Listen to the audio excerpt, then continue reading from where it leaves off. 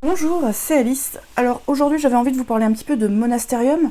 Donc Monasterium c'est un jeu qui est sorti il y a 2-3 ans, 2020-2021. 2020 en anglais, 2021 en français chez Matago.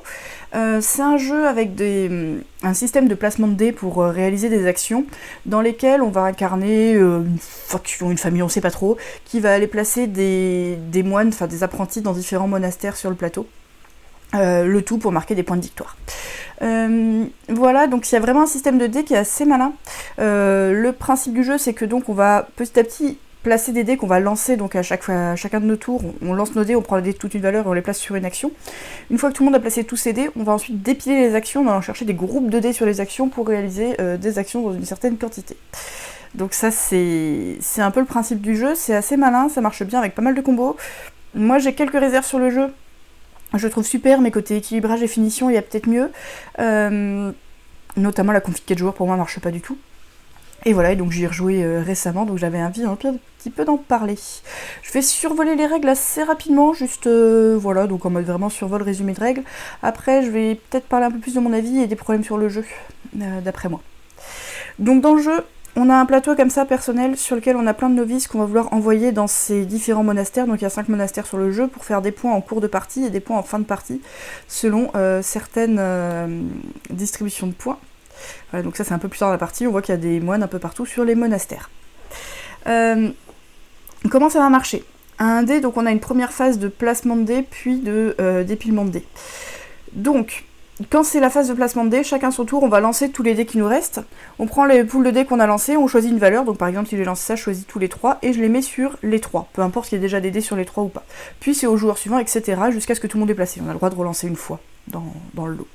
Une fois que tout le monde a placé ses dés, donc tous ses dés, il va y avoir des poules de dés là-haut. Est-ce que j'ai une photo où il y a des poules de dés là-haut ? Voilà, par exemple comme ça. Et là, on va pouvoir les récupérer. Donc le principe, c'est qu'on choisit une valeur et on récupère 1 à 3 dés de cette valeur, et ça permet de faire 1 à 3 actions de la valeur correspondante. Sauf sur les 6 sont les jokers, on récupère les dés un par un. S'il y a un dé à notre couleur, on est les seuls à pouvoir les prendre, mais si on est sur une action où il y a des dés à notre couleur et des dés blancs, on est obligé de commencer par prendre les dés à notre couleur. Donc s'il y a 4 dés blancs et 2 dés à notre couleur, on prend 2 dés à notre couleur et 1 dé blanc. Donc on peut pas prendre 3 dés blancs. Et ensuite, donc, on va réaliser les actions. Donc les actions sont toutes marquées sur notre plateau personnel. Notre plateau personnel, il ressemble à ça. Donc là, par exemple, en 1, je peux soit faire arriver un novice dans un monastère, soit avancer ma carriole de 1. Avancer la carriole, c'est vachement important, ça dit à quel monastère on a accès. Soit récupérer un outil. Ces actions-là, elles sont disponibles parce que j'ai déjà envoyé des novices qui vont débloquer ces actions supplémentaires, donc c'est une alternative pour les 1. Si jamais je les ai pas encore débloquées, j'ai pas encore cette alternative. Donc on a ici les différentes actions de base, donc c'est placer un novice. Placer un novice, ça dépend de la ligne de laquelle on prend. Donc quand on place un novice, on choisit n'importe quelle ligne, on paye les coups qui sont marqués à gauche, et on les place sur l'endroit correspondant. Il y a 3 types d'endroits dans les monastères. Il y a les salles communes comme ça sur le tour, c'est avec les 2 premières lignes qu'on peut s'y placer, donc elles correspondent à des types de salles. Donc dans les réfectoires, il faut dépenser de la nourriture pour s'y placer, on récupérera un outil et un point. Dans les ateliers, il faut dépenser des outils pour s'y placer et on récupérera un livre et 2 points. Et dans les salles de lecture, il faut dépenser des livres pour s'y placer et on récupérera un vitrail de la chapelle correspondante et 3 points. Il faut dépenser, donc, j'ai dit dés, mais si on prend un meeple de la première ligne, il faut dépenser donc 2 ressources en question et un point d'influence. De la deuxième ligne, 3 ressources et un point d'influence. La première ligne libère, donc les deux libèrent des actions alternatives. La deuxième ligne libère des actions qu'on ne peut faire qu'une fois par lot de dés. Donc si je récupère 3 dés à 1, je ne peux prendre qu'une seule fois un outil, et pas 2 fois. La ligne numéro 4, ça va se mettre dans la nef des églises ici. Donc le nombre de places dépend du nombre de joueurs. Et ça va permettre, une fois débloqué, de libérer une action faisable une fois par tour, qui est de récupérer un vitrail, comme ça, d'une des nefs dans lesquelles on a déjà mis un ouvrier. Les vitraux, ils vont venir ici, et ça va permettre de faire des points et différents bonus.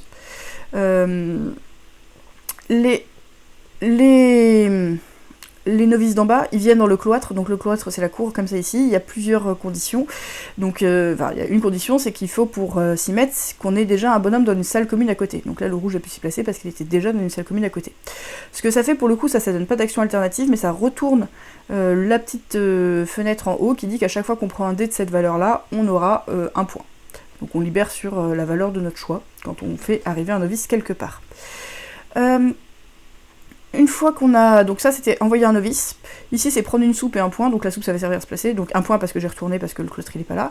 Ici c'est gagner un d'influence. Ici c'est gagner un rosaire. Donc les rosaires ça sert à se placer dans le cloître, parce que vous pouvez avancer de l'influence pour se placer dans l'église et des rosaires pour se placer dans le cloître. Et ici c'est avancer la petite carriole de 1. Dans les actions libérées on trouve en gros les mêmes choses en plus puissant.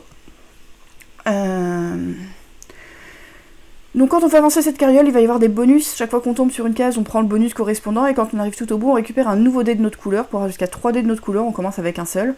Ce qui veut dire qu'on va faire en gros plus d'actions, quand même, dans la phase, avec plus de possibilités de placement, en étant un peu plus bloqué, parce que faut prendre nos dés avant ceux des autres. Mais c'est quand même vraiment bien. On joue comme ça plusieurs manches, donc où on place des dés, on récupère des dés, on fait des actions. On va jouer une manche par joueur, 3 fois. Donc si on joue à 3 joueurs, on va faire 9 manches, sachant que le nombre de dés blancs qui est joué à chaque manche reste fixe en fonction du nombre de joueurs, donc on fait un peu plus d'actions par manche à 3 qu'à 4. Voilà. Quand on récupère des vitraux de différentes manières, il peut pas y en avoir 2 de même couleur, ou sur la même ligne ou sur la même colonne. Dès qu'on se place sur un emplacement, on gagne ce qui a marqué à gauche et en haut. Donc par exemple, si je place un vitrail ici, je gagnerai un d'influence et un outil. On se place forcément de gauche à droite sur chacune des lignes. Et quand j'ai fini une ligne ou une colonne, je marque des points. Donc ça peut faire pas mal de points. Pour avoir le droit de se placer dans un monastère, il y a 2 possibilités. Soit on a la carriole à côté, donc là si je suis bleu, je peux me placer dans ce monastère-là ou dans ce monastère-là. Soit avoir un bonhomme dans la nef. Donc là j'ai un bonhomme dans la nef, donc j'ai le droit d'interagir avec ce monastère, même si je suis pas à côté.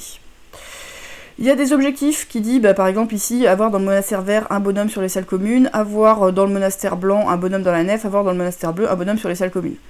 Il y a une question de vitesse pour 4 de ces objectifs, où le premier à s'y mettre aura plus de points, et il y a 2 objectifs communs à tout le monde, que ça, faut mieux l'avoir fait avant la fin de partie pour avoir 8 points. Voilà en gros pour les règles, je vais quand même vite fait expliquer. Donc il y a pas mal de points en fin de partie en fonction de tout ce qu'on a posé. Donc c'est résumé sur l'aide de jeu qui est assez bien fichu. Déjà, celui qui, pour chaque église, on regarde qui est-ce qui a le plus de novices à l'intérieur. Celui qui en a le plus marque 5 points. Ensuite, ça c'est un peu tordu, mais en gros, pour chaque église, on regarde combien on a de novices dans le cloître et combien on a dans l'église. On multiplie les deux, ça nous donne un certain nombre de points. On multiplie ça par 2, donc on double, et ça nous donne le nombre de points finaux. Ce qui veut dire qu'on a intérêt à avoir des églises très très fortes avec plein de trucs. Le pendant de ça, c'est que si on est présent dans plein de nefs différentes, on va faire des points. Donc si on est présent dans la nef de chacun des 5 monastères, on va marquer 15 points. Ensuite, on a des points pour les ressources qui nous restent, notamment les bouquins valent 2 points, ce qui est loin d'être ridicule.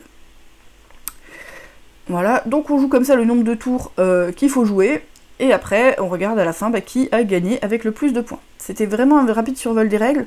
L'idée principale, c'est vraiment que quand on va lancer ces dés et les placer, ça va un peu programmer les actions qui seront disponibles ensuite. Donc j'ai passé un petit peu aux principaux leviers des règles. Donc comme je disais, ça te donne les actions qui sont disponibles ensuite. Et donc on va pouvoir les prendre de 1 à 3 les dés. Donc quand on est premier joueur à récupérer les dés, on aime bien qu'il y ait un endroit où il y ait 3 dés ou 4 dés, comme ça nous on en prend 3 et ça donne pas plus d'actions aux autres. Quand on est le dernier joueur, on aime bien que les dés soient un peu répartis selon les valeurs. Après ça dépend un peu en fonction de ce qu'on pense que chacun veut faire. Des actions que nous on veut particulièrement faire parce qu'on a développé notre plateau sur cette colonne-là. Et de nos dés de couleur qu'on aime bien avoir dans des actions où ça va pas nous empêcher de prendre des dés blancs, mais en même temps ça va nous garantir d'avoir l'action quand même. Donc du coup, on a vraiment ce placement de dés que je trouve vraiment très malin. L'aller-retour est pas idiot, le moment placement est pas purement automatique, et il faut vraiment regarder ce qui va se passer en fonction de l'ordre du tour. Donc ça c'est le gros point positif du jeu. La combo sur les actions avec un peu qu'est-ce qui donne quel bonus à tel endroit, etc. ça marche bien. Donc ça, il y a un côté un petit peu jouissif pour qui aime enchaîner les choses. Après, moi je trouve qu'il a quand même des petits soucis donc d'équilibre un petit peu. Les 3 actions de la deuxième ligne sur les 3, 4, 5, enfin sur les 2, 3, 4, sont vraiment fortes. Est-ce que j'ai quelque part le plateau en plus grand ? Pas vraiment. Mais donc sur la ligne 2, on a quelque chose qui nous permet de placer un novice en économisant un d'influence. Donc économiser un d'influence c'est cool, ça fait pas non plus trop le café, mais surtout ça laisse une deuxième possibilité pour placer des novices. Parce que sinon, si on n'a pas de 1, on peut pas placer de novice à moins de prendre un 6. Donc c'est vraiment une limite avec de l'interaction sur le fait de pouvoir prendre des novices, le fait de se débloquer une deuxième possibilité, c'est pas neutre du tout. Même si ici on peut en placer qu'un par action. Il faut accumuler les ressources aussi pour réussir à en placer. Oui, j'ai pas dit, quand on a placé tous les novices d'une ligne, on peut placer gratuitement un novice où on veut, donc en gagnant potentiellement les bénéfices, mais sans rien payer. Donc c'est assez cool de faire toute une ligne. Faire toute la deuxième ligne, c'est assez dur parce que ça coûte 3 ressources plutôt que 2 sur la première, donc ça donne vraiment des actions plus fortes. L'action ici en 3, ça permet de récupérer soit de soupe, soit de influence, soit de rosaire. Toutes les autres actions permettent de les récupérer que 1 par 1. Et l'action 4 permet d'avancer sa chariole de 2. Et ça permet en début de partie d'aller très vite chercher les dés supplémentaires, avec en plus une possibilité de plus pour l'avancer. Donc ça, moi je trouve ça un peu fort. Voilà, donc ces 3 actions-là sont fortes, c'est souvent les premières qu'on débloque, un peu en fonction de ce qui se passe autour de la table, et je trouve ça dommage côté variabilité, qui est pas trop l'envie de partir sur... voilà, quand on a 20 cases, on pourrait avoir envie de faire 20 ouvertures différentes, ça va pas trop être le cas globalement. Je pense pas que ce soit impossible de gagner en commençant en faisant autre chose, mais voilà, il y a quand même une incitation à faire ça. Placer de la première ligne, ça permet de placer très rapidement des novices, notamment pour aller rusher sur les objectifs, mais... je suis pas sûre, à voir si ça peut marcher. Donc ça, c'est un premier problème sur l'équilibre. Deuxième problème, qui pour moi est limite un problème d'affichage, ça ne marche pas à 4. Ok, le jeu se prétend être de 2 à 4, 2 et 3 il marche bien, il est sympa. Il marche bien à 2 d'ailleurs, hein, s'il y a besoin. En fait, il y a une phase plateau 2, une phase plateau 3-4. À 3 joueurs, on va bloquer des emplacements qui sont marqués en micro-minuscules et qui pas rappelés dans la règle, donc ça c'est un peu ridicule, mais bon. À part ça, le gros problème à 4 joueurs, c'est que donc au bout de la ligne, on récupère un dé supplémentaire. Un dé supplémentaire, ça nous donne une action de plus par round de jeu. Une round de jeu, c'est un joueur qui est premier joueur. Et chacun va être premier joueur une fois par année. Donc quand on joue à 4, il y a 12 rounds de jeu.